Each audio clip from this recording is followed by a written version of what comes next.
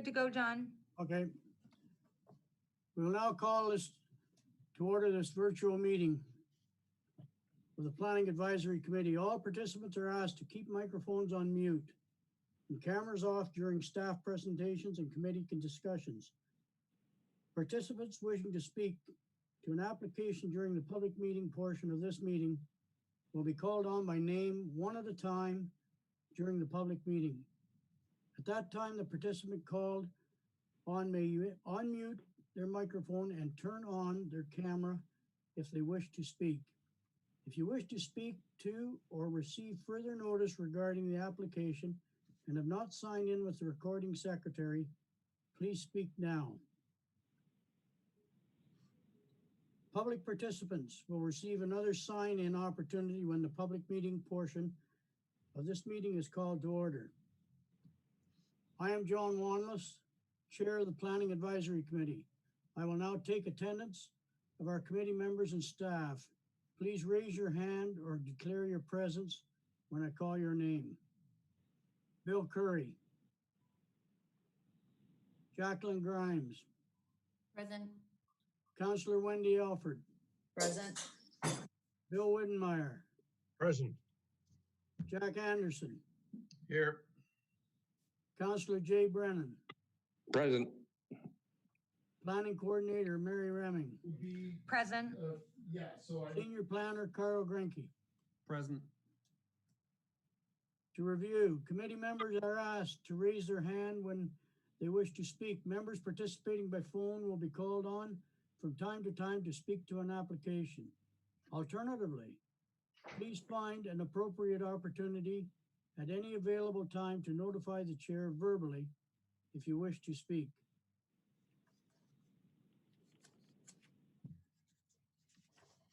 Item number 2 on the agenda, approval of the agenda. So approved. I'll second. Seconded by Jack Anderson. All in favor? I only see one person, Bill. I don't see anybody else. You should put your hand up if you're in favor. But I can only see you.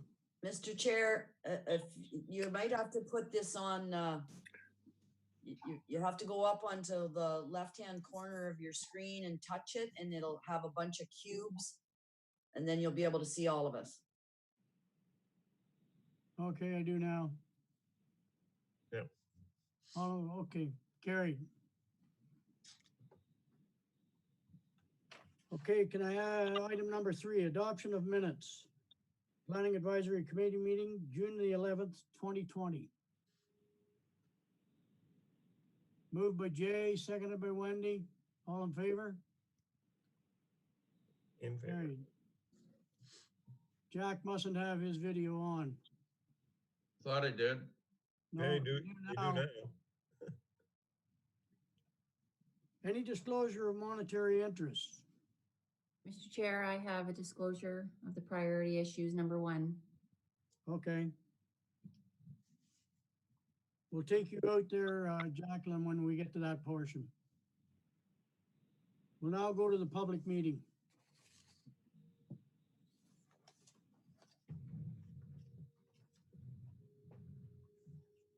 We will now open the public meeting portion of the Planning Advisory Committee meeting. Please be advised, you may leave this meeting at any time. Applicants, agents, and members of the public logged into Zoom to participate in this public meeting are asked to please keep their microphones on mute and cameras off until called on by the chair.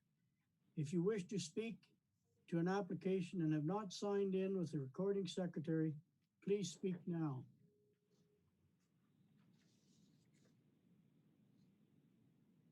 The purpose of this Planning Advisory Committee meeting is to consider a proposal for applications OP-20-01 and ZA-20-03 for 157-165 Beckwith Street North. Application OP-20-01 proposes to increase the maximum permitted density on the property to 88 units per gross hectare and incorporates certain community benefits into the project and application ZA 20-03 proposes to rezone the subject lands to residential type 6, R6, to allow the apartment building. The zoning proposes to cite specific special exceptions to accommodate the proposed development concept. This meeting is your opportunity to provide any feedback on these applications, and Planning Advisory Committee welcomes any questions and comments you may have.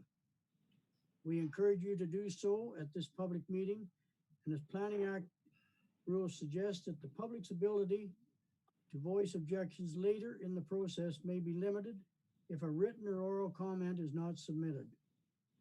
Town Council is the approval authority for application for amendments to the official plan and zoning bylaw. The Planning Advisory Committee has delegated approval authority to consent applications. The committee will review the applications and any comments or concerns from the public to inform the recommendation to council for the proposed official plan and zoning bylaw amendments and their decision on the minor variance application. I will now pass the meeting over to our senior planner, Carl Grenke, to report on the notification and summary of applications OP-20-01 and ZA-20-03. Following his presentation, I will call on participants one at a time to offer feedback, comments, or questions regarding the proposal. I will also offer the applicants or their agents in attendance an opportunity to address any concerns brought to the committee by the public. Carl? Thank you, Mr. Chair. Good evening, everyone. I don't think I've met everybody in the virtual room here. My name is Carl Grenke. I'm senior planner with the town, and I'll be presenting an overview of the proposal that's in front of the committee this evening. Dave, do we have the PowerPoint ready to be teed up?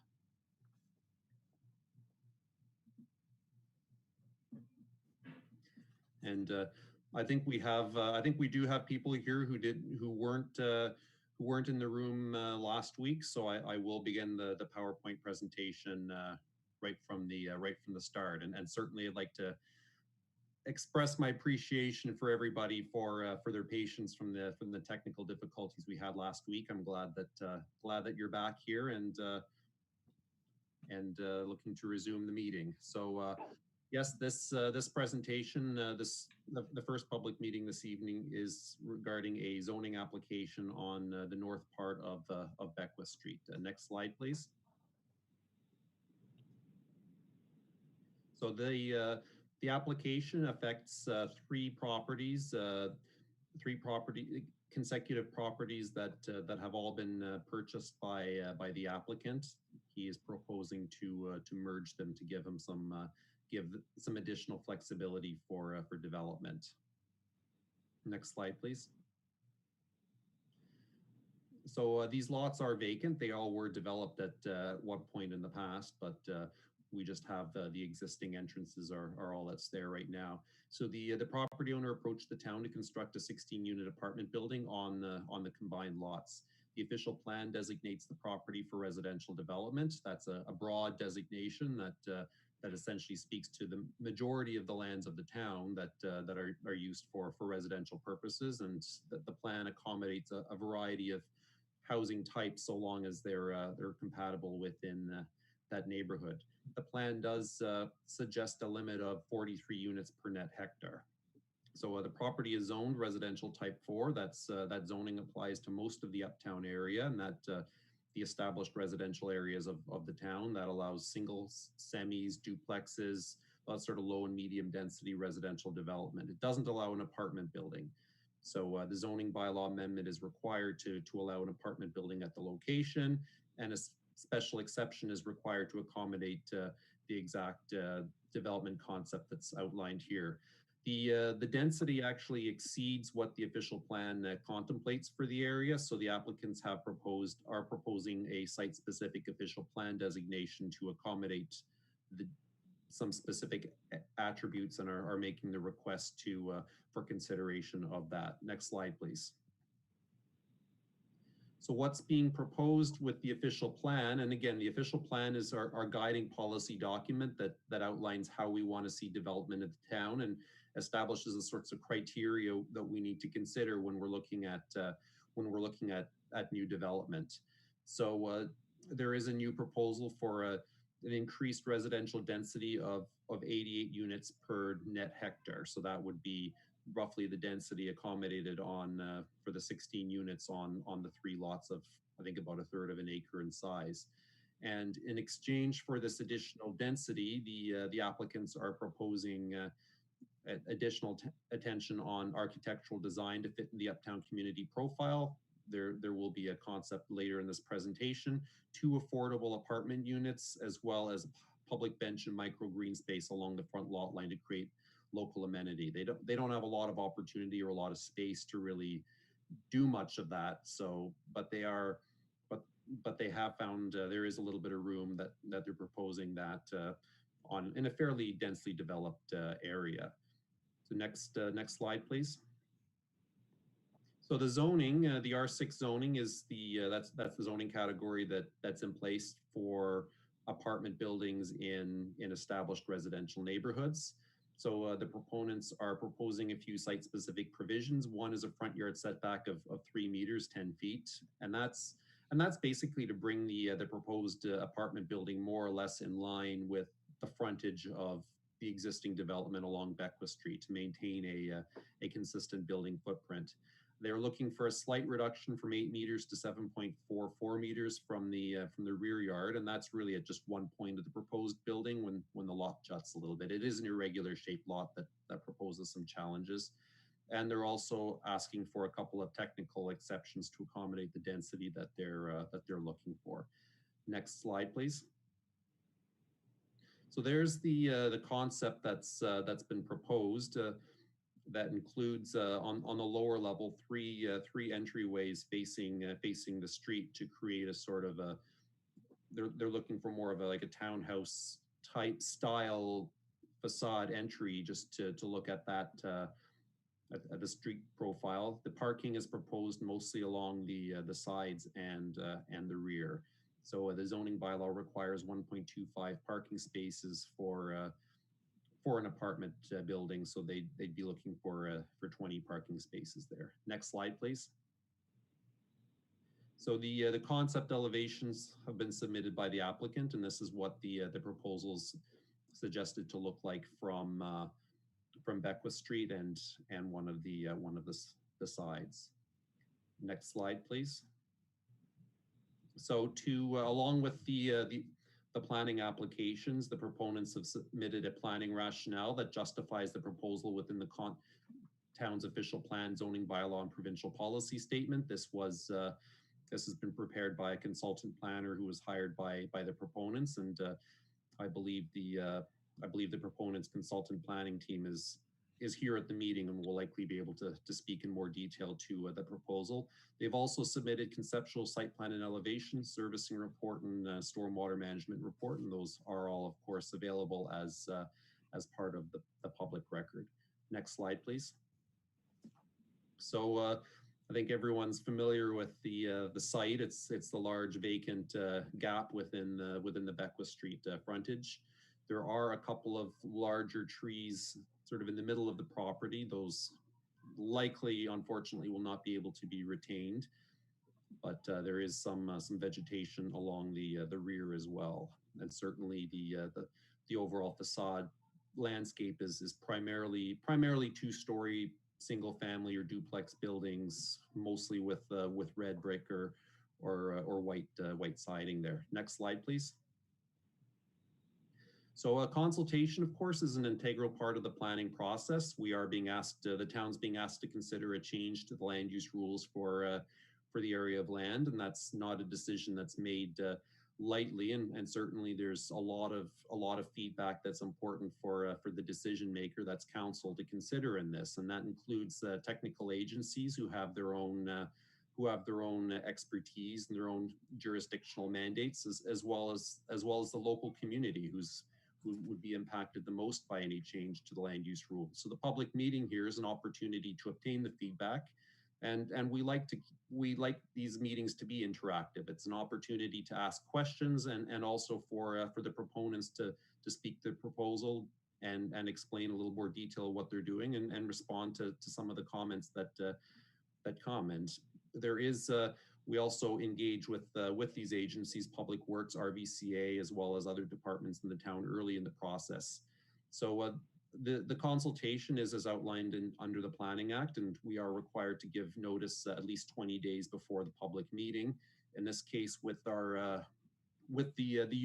the unique circumstances of the virtual meetings, we've been giving more than the minimum in terms of notice, just to ensure that people do have the opportunity to participate and reach out to us to make sure they can do that if the technology is challenging. Next slide, please. So the application, of course, it must comply with the towns and provinces planning policies. So that is, does it comply with the overall intent of the official plan and the provincial policy statement? Those are high-level policies that explain how we want to see development occur. And also we consider feedback from neighbors and agencies, and often the feedback typically speaks to sections of the official plan, and that's one of these. It all forms a piece of a puzzle and eventually a recommendation to councils. There's no recommendation from staff as part of this presentation. We listen to the feedback that we receive here, and the Planning Advisory Committee may make a recommendation if they choose after the public meeting, but ultimately this does come back to council for a decision. And just to provide that context as well, if council approves the principle of the land use through the zoning, then some of the more technical details of the design, the landscaping, the lighting, a lot of those specific elements are addressed through a site plan control process, and that's where we negotiate some of those more technical details. Next slide, please. So I think just to summarize where we're at right now, the official plan amendment is intended to create the broad policy allowance for the requested amendment, and the zoning amendment establishes the specific rules for the property. So the zoning can't take effect without the OP policy, and that's so we have a joint application here, but if council approves the OP, then they can approve the zoning right afterwards if they choose, and then of course site plan control would follow that if the zoning approval's in place. Next slide, please. So at this point, we're going to move into the interactive session of the public meeting, and we welcome feedback and comments from anyone who's joining us and participating. There will be a report and a recommendation to be brought forward to the next available meeting. Council will make a decision, and council's decisions are subject to a 20-day appeal period. And certainly the notices we give will outline that process. So we'd welcome and remind the public to make themselves, if you'd like a notice of council's ultimate decision, to please get in touch with Mary Remig or myself to ensure that you're on the list. So I'll pause there and let Mr. Chair take over once again. Thank you. Thank you, Carl. We will begin the hearing with members of the public. All comments and questions need to be addressed through the chair. If you have signed in with the recording secretary and have requested to speak to this application, I will call on you by name one at a time to offer your feedback.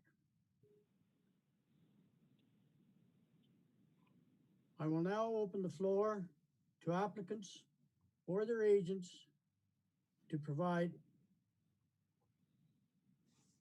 any further clarification to comment on the public's concerns. Good evening, Mr. Chair, members of the committee. It's Tracy Zander from Zander Plan. I didn't hear any public comments yet, so happy to respond should those arise.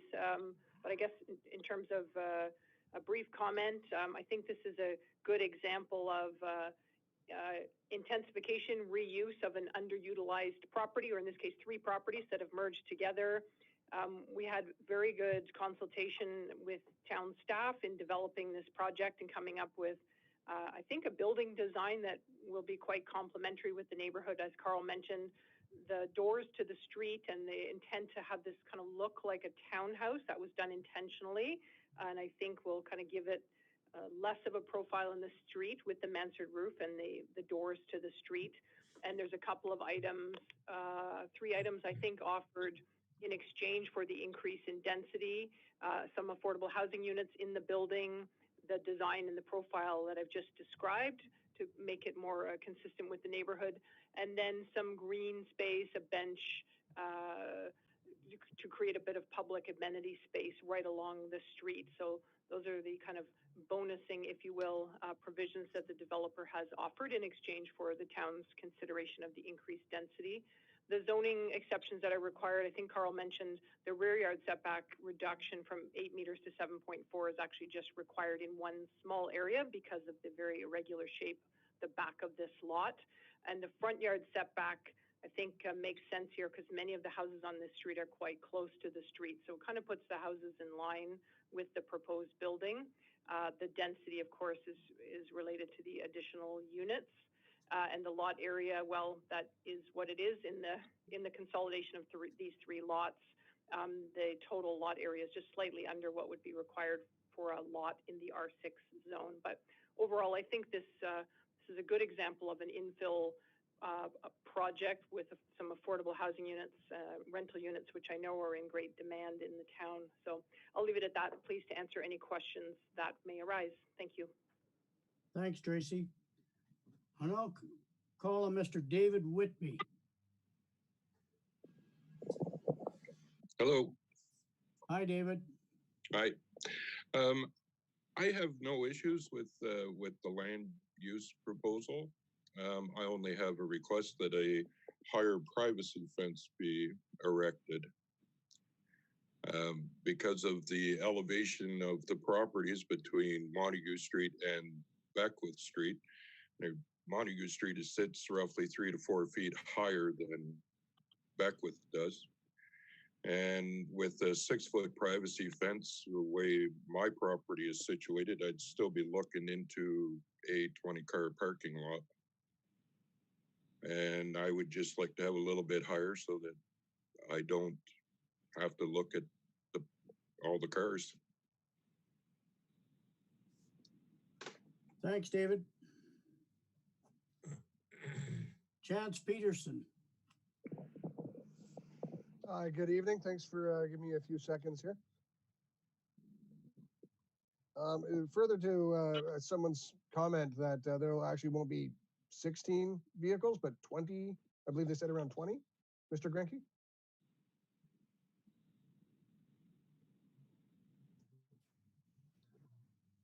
Mr. Chair? Yes, Carl. Yes, the zoning bylaw requires 1.25 parking spaces per unit. So in this case, since 16 units are being proposed, the zoning would require 20 parking spaces there. I don't know how many parking spaces would actually need to be occupied, but that's the rationale behind the 20 that are proposed. Okay, I mean, it makes enough sense for the density of the building.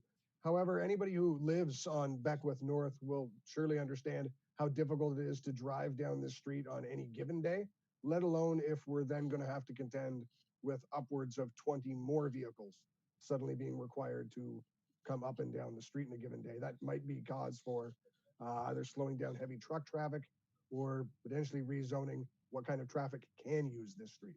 Maybe stopping heavy truck traffic at all would be something you might run into in the future.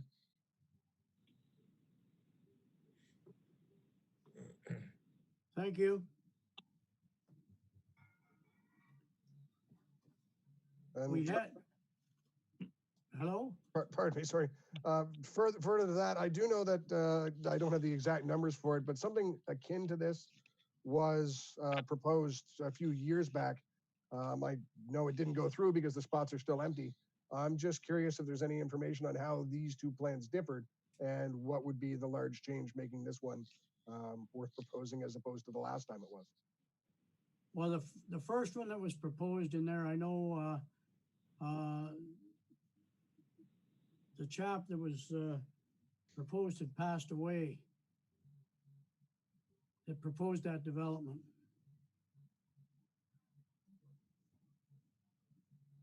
That would make sense then.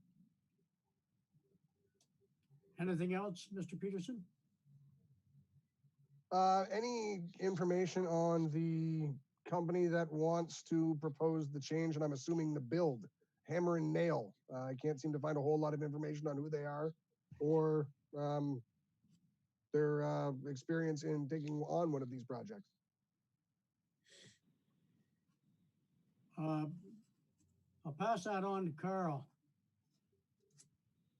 So I think, and I'll defer that question to Tracy Zander, who's representing the proponents. It's Tracy here. Unfortunately, I don't really have anything to add. Perhaps if Mr. Peterson wants to leave his contact information with Carl and Mary, I can connect him together with the developer, but I don't really have anything to tell you in terms of their building experience. Yeah, I have furnished them with my information, so that'd be entirely fine. And I am under the assumption that they're planning on doing the building themselves, not just rezone the bylaw. Yes, it is their intent to build. Yes. Thank you. That's enough out of me for now. Sorry for bothering everyone. Thanks, Chance. We have one more letter here that was offered. You have you all looked at that? It was from Gail Ritchie, owner of 40 Montague Street property behind. Her concerns were the same as David's, with a privacy fence along the back.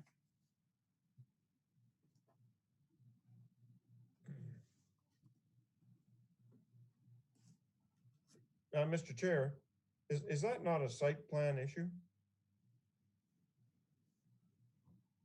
The fence, I mean? Well, the fence would be part of the site plan. It'd be part of the agreement drawn up with the project.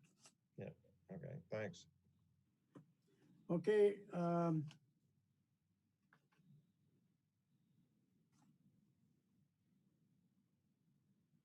Do you have any more comments, Tracy? I don't think I have anything to add. Yes, fencing is certainly something we can talk about at the site plan stage. Okay. I'll now ask if there are any questions or comments from committee members. The only one that I have, Mr. Chair, is that this sort of accommodation is sorely needed in Smith Falls, and that section has been vacant for a long time now. And I think that it would be good to see it used in this manner. Thanks, Bill. Wendy? More of a question for Carl. Was there any, or is there any, I didn't see any, a traffic study required? Carl? So we did discuss with the Public Works Department at the very beginning of the process, and the Public Works Department had determined that there wasn't the level of the additional level of development would not pose an operational concern from their perspective. I will follow up and expand upon that in my report to council and discuss with the Public Works Department what, if any, sort of traffic management might be looked at the site plan stage. Other than that, Mr. Chair, I think I echo Mr. Widdenmeyer's. This is needed infill, needed units. The developers have acknowledged that affordable units is important to the overall strategic plan for Smith Falls. The only thing I'll be very sad is to lose that beautiful sugar maple in the front yard. Thanks, Wendy. Jay? Yeah, I'll echo that. And, you know, I understand Mr. Peterson's, I was going to ask about the traffic study, but I sort of understand that, you know, what Public Works response. I don't know if it's feasible, but if we could put one of those counters along there for you know, a period of time to see really what the traffic is. That might be good, but I love the design, the affordable housing part of it, and also the you know, the green space, the bonusing, as Tracy said, public bench and micro green space along the front. It's going to make the neighborhood look great. So I just thank the developers for having confidence in our community. Thanks, Jay. Anyone else? John, I just wanted to mention, I'm in favor of this. I don't have any problems at all. And I think as far as the site plan, that privacy fence, that's going to be, you know, it's going to be negligible. I don't think anybody's going to have a problem with that. Thanks, Jack. Jacqueline? Just a curiosity question, maybe for Carl or Tracy. Is there an elevator in this building? Tracy? I'm just looking at the plans that I have open on my computer. Yes, there is an elevator. Yeah. Thank you, Tracy.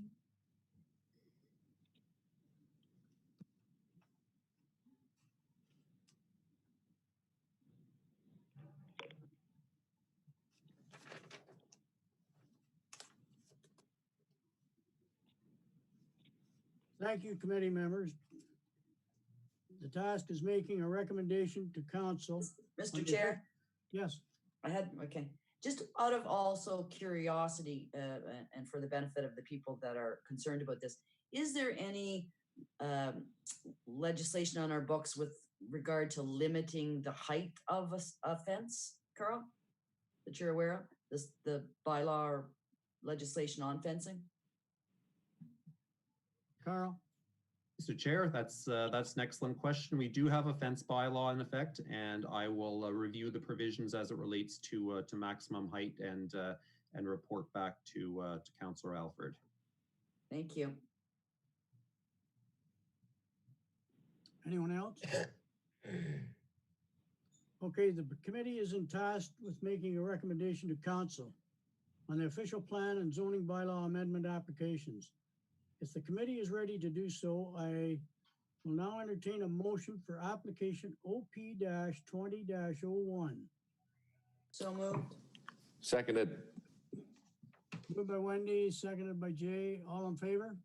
In favor. Carried.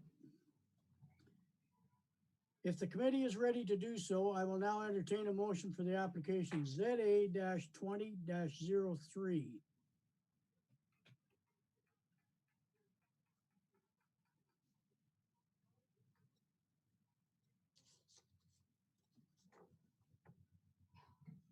I'll move it. You'll move it, Jay. Seconder, Jacqueline. All in favor? In favor.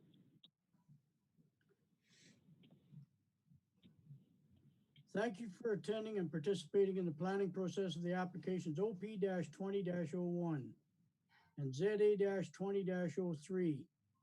Any participants that have not signed in and required further regarding these applications are asked to please reach out to the planning coordinator, Mary Remig, by phone at the town hall. Appeal rights, as prescribed by the Planning Act, will be outlined on the notice of decision. If you have any questions on this application or the process, I invite you to get in touch with our senior planner or planning coordinator. This concludes the public portion of the Planning Advisory Committee meeting. We will now move on to the next item on the agenda. Excuse me, Mr. Chair. Just before we move on to priority issues, I do need to ask IT to put Jacqueline Grimes into the waiting room due to her conflict of interest with item 1 under priority issues. And in the meantime, any public members who no longer want to participate in the remainder of the meeting, feel free to sign out.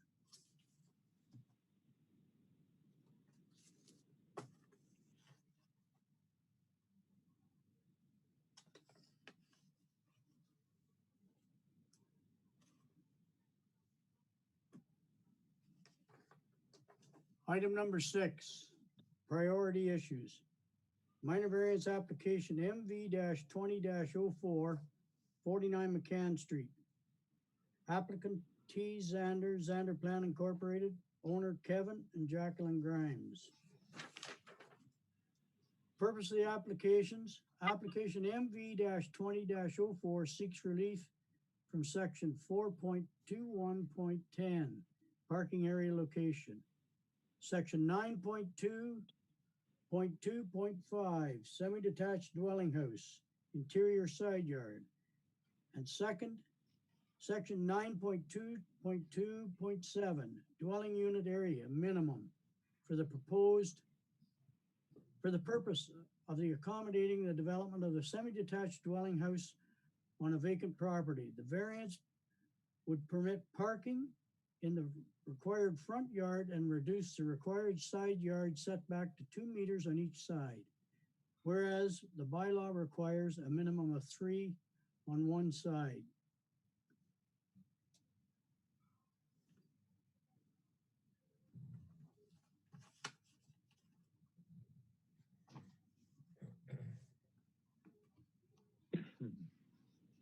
Carl. Thank you, Mr. Chair. I'll ask David to make sure to tee up the brief PowerPoint presentation we have on this.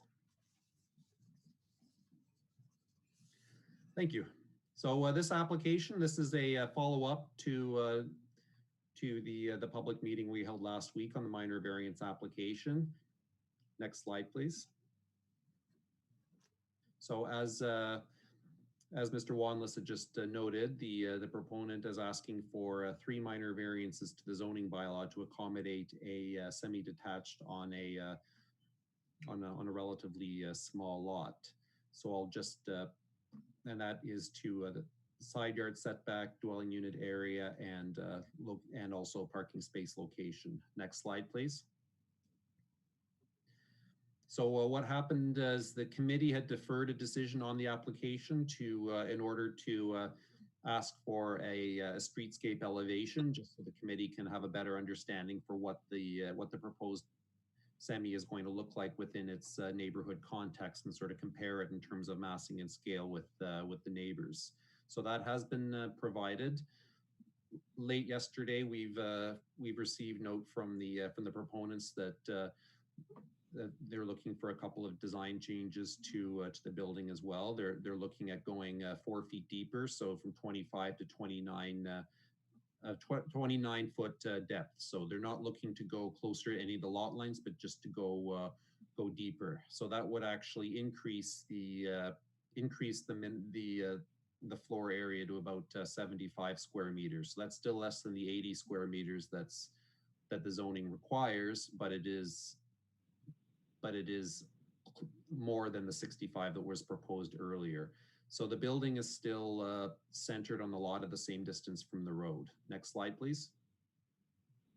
So that's the elevation that they provided us, looking from the front, and the 2 neighboring dwellings on McCann Street. Next slide, please. And that's looking more directly from the front for a comparison. Next slide, please. So this is what the proposed dwelling would look like, slightly tweaked from before, because it is a little bit bigger than what was looked at last week by the committee. Next slide, please. So at this point, if the committee is satisfied with the information provided, they can make a decision on the proposal. We did not recirculate the proposed changes, as they do not further reduce any non-compliance. So the side yard setback, that isn't any different from what was circulated. The front yard parking isn't any different from what was circulated, and the dwelling size is closer to zoning compliance, but it is closer to zoning compliance. Ultimately, it's up to the committee whether that's a desirable change. So part of the staff recommendation staff evaluation last week suggested that a smaller dwelling size is appropriate in this location, as that would lead to certainly a more compact form of development on a fairly small lot. So the committee can consider that. So the options for the committee, as same as last week, we can approve it as, or you can approve it as originally submitted. You can approve it partially, or you can defer if there's additional information you require, or deny it. But the committee can also consider whether they wish to approve the new floor size allowance. So I'll pause there, and I'll let the committee decide how they want to proceed with the new information provided. And I believe Mary had circulated just an explanatory note from the applicant's agent, Chris Clark, sort of summarizing what the changes and why they were looking to do that. Thank you.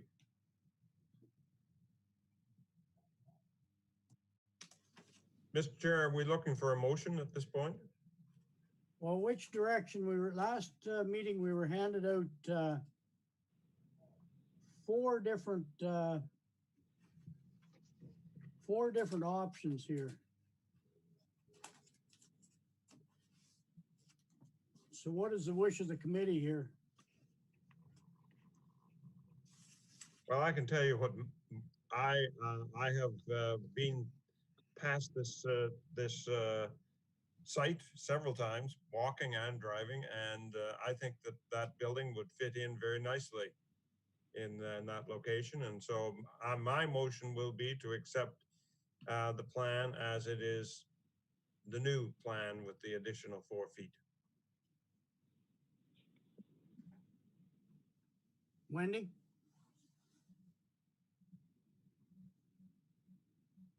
Thank you, Mr. Chair. I've struggled a little bit with this one because one of the neighbors, namely Mr. Hurtis, was going to lose light and was concerned about the tree. I think the tree question for Mr. Hurtis was answered last week in that it's not over.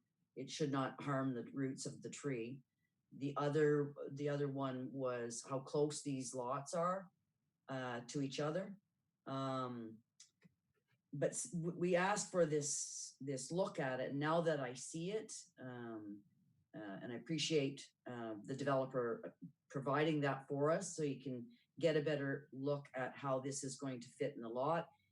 The height of it doesn't concern me as much when I see it next door. The roof line is relatively the same. It appears to me that the front doors are at grade, which would make them accessible. More accessible to some people, and it's net zero. I like so much about it in the first presentation in that it's net zero. It's good infill for this particular place. It would appear somewhat to some people to be shoehorned in there. Houses on both sides of them and down the street have similar size lots, so. I think the benefits outweigh the downside of the objections raised by neighbors in this particular case, unfortunately, but I will support this going forward, this option, the new improved option going forward. Anyone else?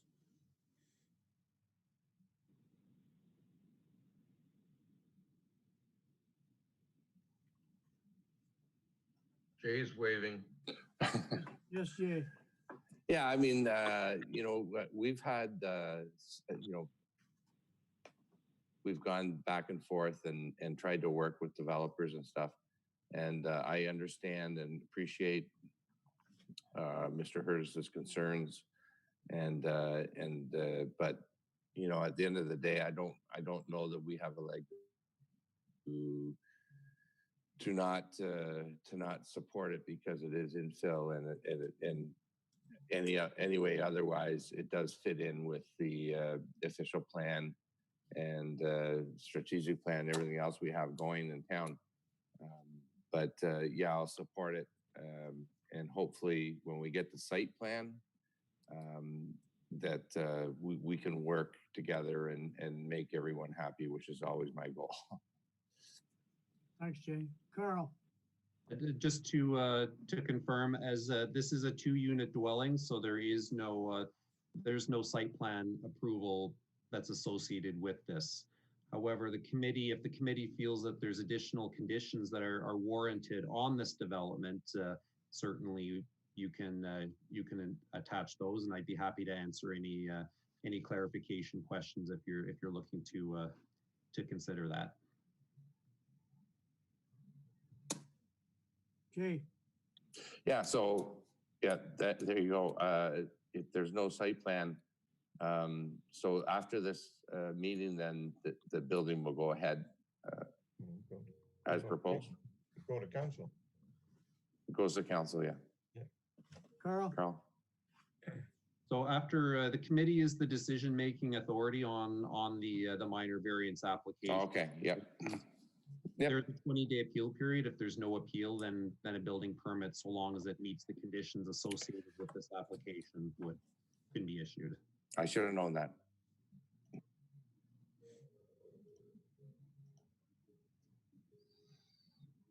I think there should be a condition in there for a reference plan on it, depicting 2 parts in there.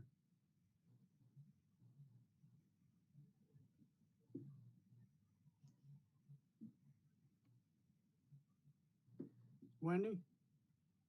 Could you elaborate a bit on that, John, Well, for being not- a semi-detached, it could eventually be 2 different owners. You've got 2 owners or two renters, whatever. So if there's 2 owners there, it's got to be there's got to be the condition that a reference plan is on there to be able to describe it. Because the ownership would go down the party wall in the middle. So Carl, yeah. Carl? So that's excellent point, and certainly one thing that we do look at.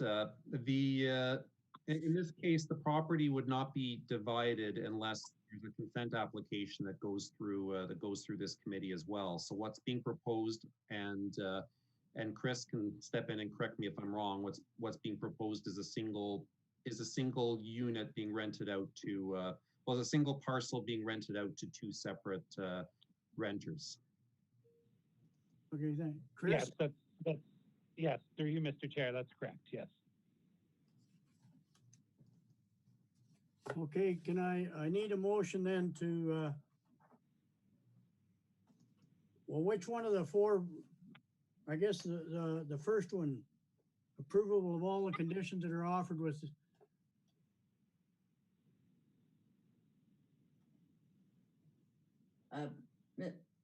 Carl? Okay, we don't all have that in front of the conditions from last week in front of us. So can you just recap the choices, the options? Okay, so Mr. Chair, the draft conditions of the committee is supportive of the application. The draft conditions that we're proposing are the decision shall apply to permit the construction of a semi-detached dwelling as detailed on the plan attached to this decision and forming part of the decision. So that would tie in the concept plan they provided.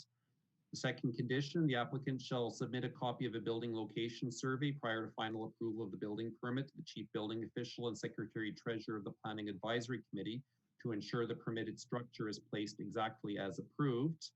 3, the encroaching shed situated partially on the subject property shall be removed and relocated in a location that complies with the town zoning bylaw.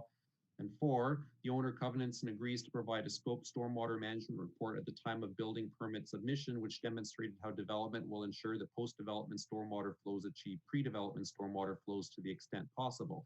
Best management practices or LID infrastructure should be considered. The scope stormwater management report shall be completed to the satisfaction of the town, and that condition was provided in consultation with the Public Works Department and RVCA. And further to Chair Wanless's earlier question about the reference plan, we are proposing a survey. It's not a little bit different, but we are proposing a building location survey just to confirm that everything is placed exactly as is approved. There's no doubt that all of the lot lines are pretty tight in this area. Thanks, Carl. Okay, can I get a motion for the approval of, Did I not make a motion? Yeah, Yes, Bill did. He just Okay, needs a Bill, seconder. seconder? I'll second. Carl? Sorry to jump in there. I'm just looking to confirm if the committee is comfortable with these conditions, or if you want to remove, add, or change any. I'm comfortable fine with the conditions. Mhm. Okay, Bill moved it. Wendy seconded. All in favor? Right. Carried. We'll just pause there for a moment, John, and I'm gonna get to IT to bring back in Jacqueline Grimes. Okay.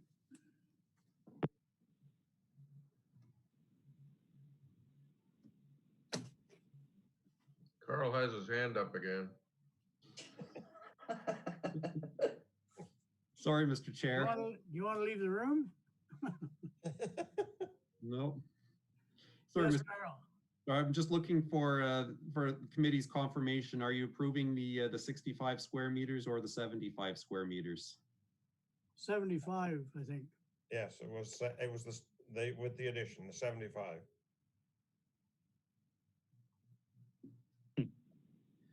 And through you, Mr. Chair, if I may, I just want to confirm, we chose the recommendation to approve all the variances, right? Yes. Okay, I just wanted to make sure. Carl. And also just to confirm, we didn't recirculate the notice because the change in size was an increase. It was closer to zoning compliance versus what was proposed before, but it is a bigger structure than what was proposed before. So we didn't technically need to circulate, but I want to make sure the committee is comfortable with the decision to approve this new number based on everything that's been provided. That's what I moved. That's what Bill moved originally.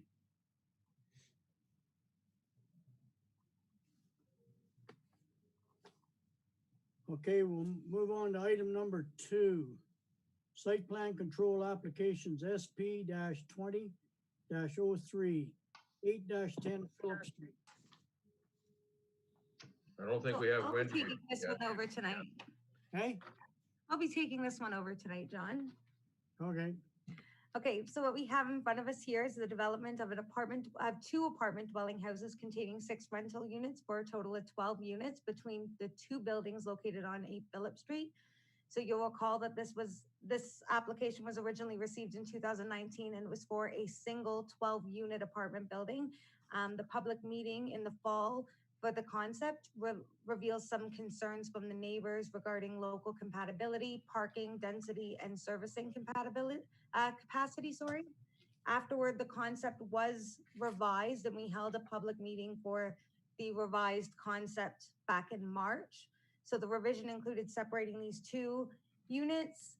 And then now there's a shared driveway going up between both structures to a shared parking access at the rear with 16 parking spaces. 4 are proposed to be accessible. So the dwelling unit sizes are going to be roughly 61 meters square in size with 5 2-bedroom units and a single 1-bedroom unit in each building. So 2 dwelling units per floor. So basement, ground, and second floor. The basement's proposed to be partially under grade. There's pedestrian pathways provided from the main entrance to the shared parking at the rear, as well as the street. The ends of the building will be facing the street, and these will be cladded in brick. And then there's 1 shade tree proposed in each front yard. So last week, our memo does reflect that we hadn't received department comments yet. So we have gotten some back. So those technical comments so far do include things such accessible building entry wasn't included, additional detail for the garbage and recycling collections needed, the site plan showing retaining walls. I believe this is the first that TM staff have heard of it. So we're actually looking for confirmation of whether or not a legal easement's required for this driveway going down the center because it's proposed right on the lot line. We don't know about the landscape species or fence details, and we're also looking for other technical comments regarding grading, servicing, stormwater, and more. So if the committee would like to provide us their comments, it would be helpful. Tracy, is it going to remain one total ownership for the two buildings? So I believe it's the same ownership. And it's going to remain in the same ownership, but because this was part of the original plan of subdivision for the town, the two properties, they would have to be deemed, whether deemed or like legally consolidated, so to say. So they can't be consolidated without going through some form of legal process because there's a subdivision basically on the property. But they wouldn't legally need a right-of-way or an easement for the right-of-way down there if it was totally one ownership. Well, they would if it were to change ownerships in the future. Well, if that happened, it would have to come through as a severance. No, because right now they're two separate properties. Yeah, but I don't think the two properties can each accommodate a building. I'm sorry? The total project can accommodate the two buildings. But I don't think each lot in there can accommodate the buildings that are there. That's an interesting question, Individual. Carl. And like if it was the case, then you could put a two-part reference plan down the middle. There'd be a shared right-of-way with each side. One side would be together with the one part and subject to the other part. That's the only way you can accommodate it, but that would let it go if there was you'd have to have that anyways to separate the properties. If there was ownership going to one and another one. But if it's one ownership, you don't need it.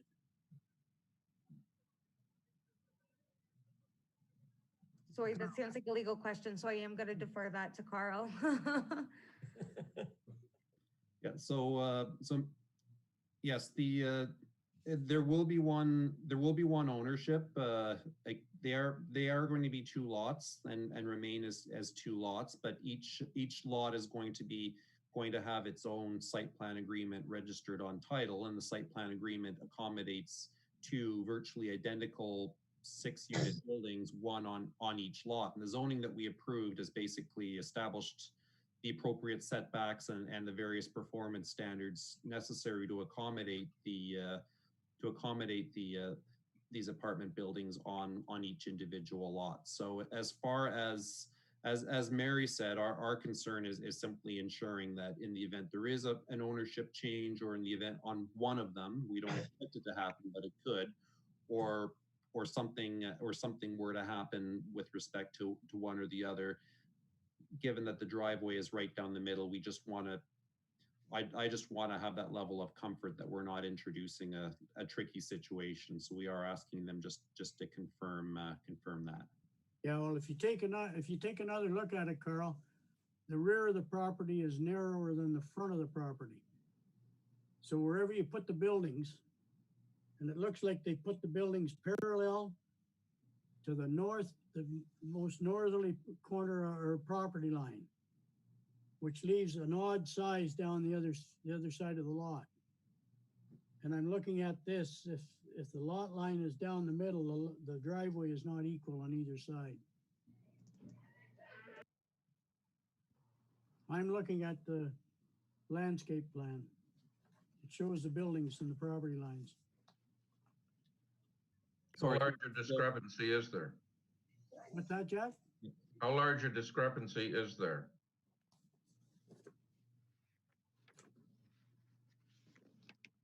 Well, you're going from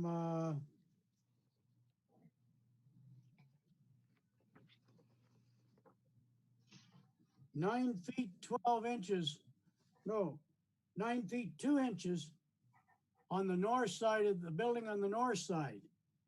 To the front of the building on the south side of that lot, you're looking at 12 feet 1 inch. So there's a discrepancy of 6 feet.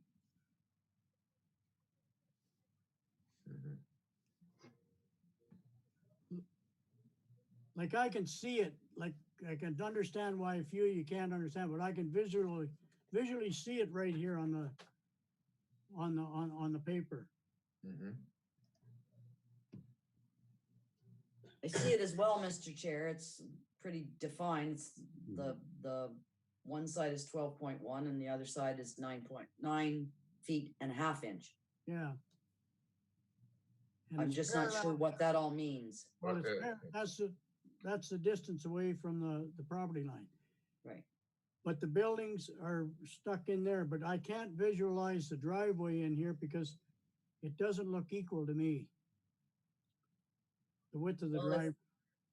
Well, if it looks on the plan like one is No, it 9 foot 10 and a quarter inch and one is 9 foot 10. It's 9'10", 3/4 of an inch, and 9'10". But Yeah. like, so to split, you can't say it's split. Carl, No, it's not evenly split. There's a little bit of a, you're correct. There's a bit of a, it's not an exact division right down the middle. It's a little bit off, but it's very close to being evenly split. but like the only way to determine it would be like a reference plan on either part with a split part going down splitting the driveway. Whatever portion the driveway is. Has that ever happened? Excuse me, Mr. Chair. If I'm not mistaken, I believe that we had seen a reference plan at zoning stage for this file. So I believe that that's what this sketch was based off of. Am I, do, I had recalled that we had received the sketch, that we had received a draft zoning, sorry, a draft survey that was received at zoning stage. But like, there's no parts on, I can see the bearings and distances down the property line in the middle, but it's not definitely in the middle. So yes, I see your concern. So what, I'm sorry, maybe that was miscommunication on my But part. again- So again- what I would explain though is that a typical driveway is roughly 3 meters in width. And what they're proposing is essentially a double driveway that appears to be a single shared driveway that runs down that lot line. So where they're each individual driveways on these properties, because you will be traveling up one way and down the other, and one relies on the other, we would be looking at confirmation that an easement is needed. So if one building was to sell, and let's say they contain the in lane to the shared parking in the back or parking on the one side, that any users of the parking would be able to access the out lane. Yeah, well, in order to accommodate that, what you said there, Tracy, or not Tracy, but Mary, you'd need a 1, 2, 3, 4-part reference plan to cover it. Because your right of way would be split in 2. So Okay. if you looked at So the, in order to refer to this in a legal description for the property, there would have to be a new reference plan so that we could define the easement. Am I understanding that's correctly? right, that's right. Okay, so that's good information to know. That is part of the town's comment. And I mean, part of what we do is make sure that we don't run into these legal issues when it comes to title at building stage. So that's a good item for consideration. Thank you. It could remain one owner, but if it ever happened to go, if they sold the north unit or the south unit, they would need that. So to do it right away, to do it when they're developing it, then it covers all those issues. So your suggestion would be that if we're looking for an easement, to be doing it during the development and not prior to development? No, like, well, the plan could be put on after the development of the property, but that could be one of the conditions, Okay, that a reference plan be, with the easement, availability of the easement in there.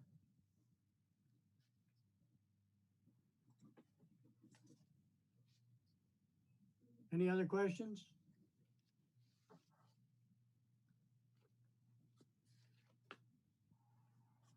So is this, Jay, Yeah, so that was a great discussion and probably way over my head, but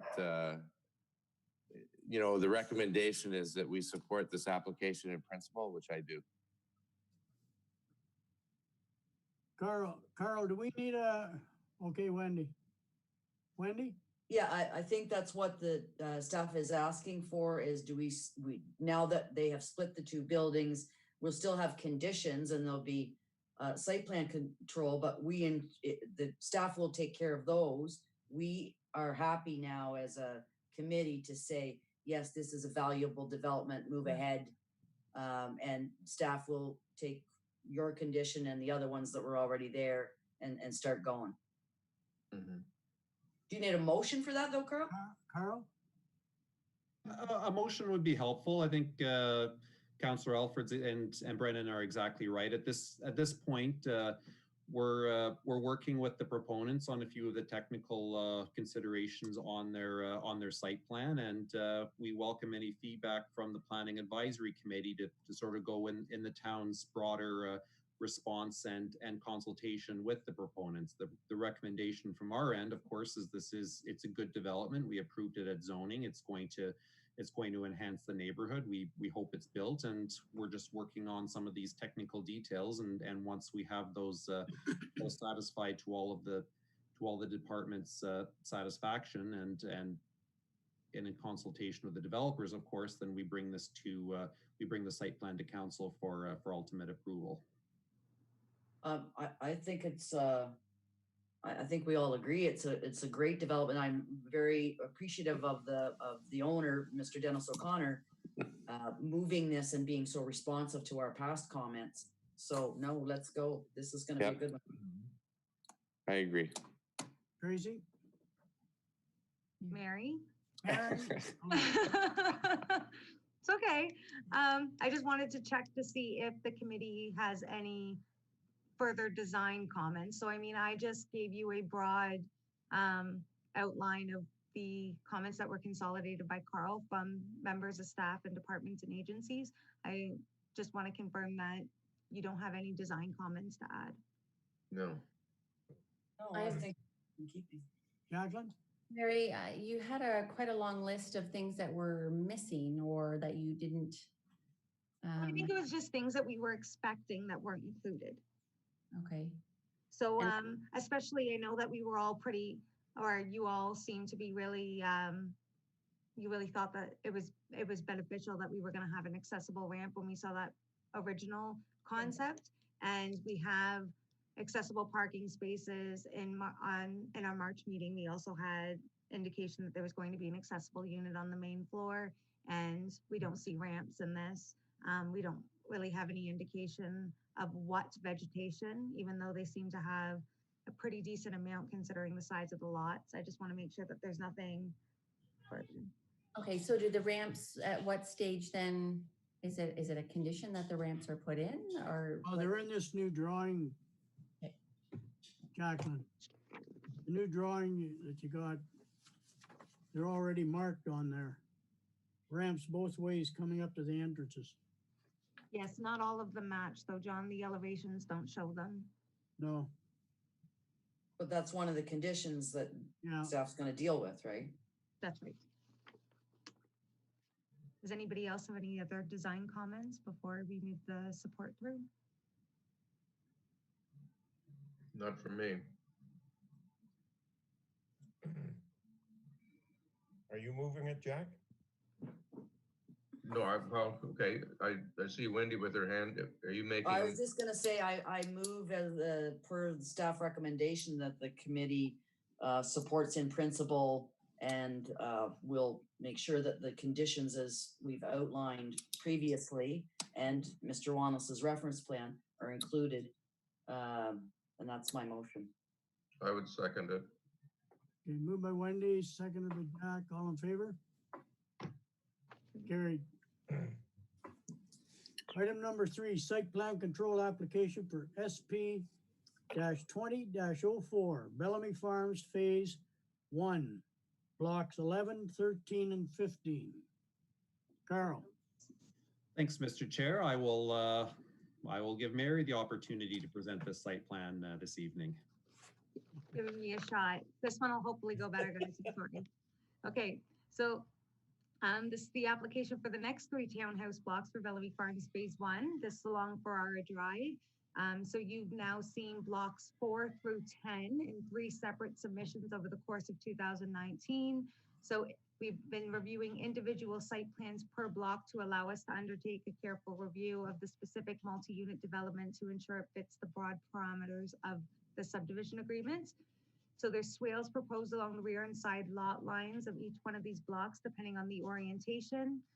Blocks 13 and 15 will have 6 townhouse units with 3 shared driveways off the street for access. Each unit will be roughly 1,598 square feet with an overall total block footprint of 4,652.85 square feet.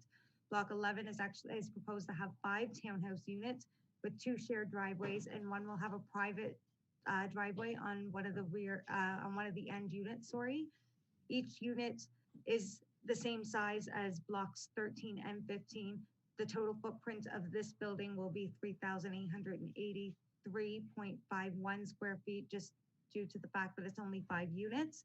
So blocks 11 and 13 are going to follow the same color profile, and it is a brown tan based color, and block 15 will follow a darker gray and black color profile. There's also a mix of deciduous and coniferous trees proposed in front yard. Species are to be determined depending on the soil conditions. So staff's recommendation on this is the same, is to support this in principle, subject to any comments and conditions the committee wishes to bring forward.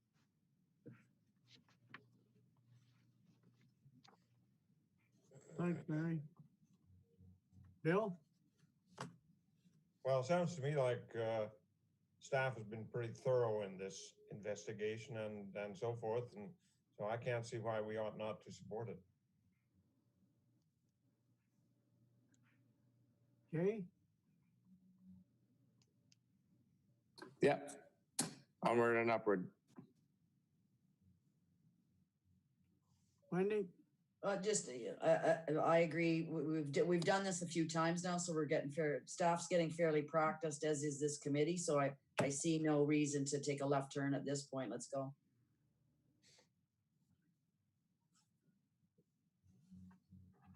Can I get a motion?